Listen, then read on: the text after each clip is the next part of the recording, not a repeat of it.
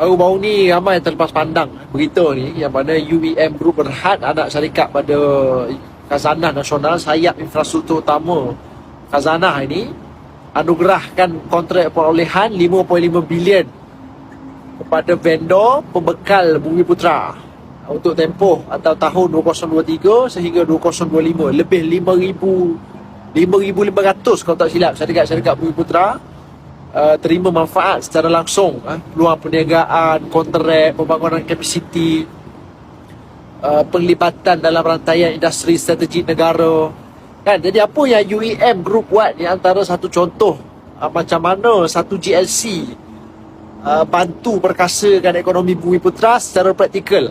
Kita ada banyak syarikat-syarikat Bumiputera yang berkualiti, yang bagus-bagus ini, tapi kebanyakan mereka ini tak dapat peluang terlibat dengan projek-projek berskala besar. Maka bila UEM umum 5.5 bilion perolehan ni diberikan kepada vendor-vendor Bumiputera antara 2023 hingga 2025 ini, antara beberapa tahun yang lepas ini, maka dekat sini kita boleh simpulkan bahawa yang paling banyak menerima manfaat daripada kerajaan adalah kontraktor Melayu, supplier Melayu, pekerja Melayu. Orang-orang Melayu Bumiputera ini masih lagi boleh cari makan bawah kerajaan Madani. Itu kesimpulan dia. Ini salah satu cara kerajaan nak bantu orang Melayu. Bukan kata menjerit dekat pentas ceramah dengan slogan hidup Melayu semata-mata, tapi nak bantu Melayu. Ini cara dia.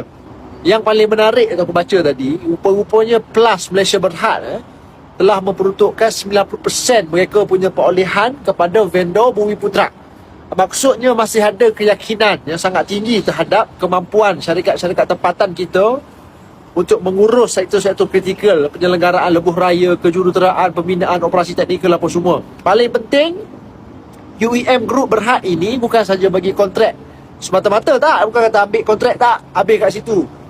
Mereka pun ada run satu program yang kita panggil program pembangunan vendor VDP untuk bantu vendor-vendor Bumiputera ini naikkan mereka punya kualiti kerja, pengurusan daya saing, sustainability, so that bila dapat projek itu, syarikat-syarikat ini boleh bertahan, boleh berkembang untuk jangka masa yang panjang, sustain untuk jangka masa yang lama. Bukan kata kerajaan ini sahaja yang anugerahkan kontrak, jatuh kerajaan ini dia guyup, tak. Bukan macam tu. Dia bila UEM ini buat program VDP ini, bukan kata lepas dapat projek ini dia dah padam. Dia dapat projek, dia akan terus sustain, boleh terus bertahan dengan berlawan dengan syarikat-syarikat lain.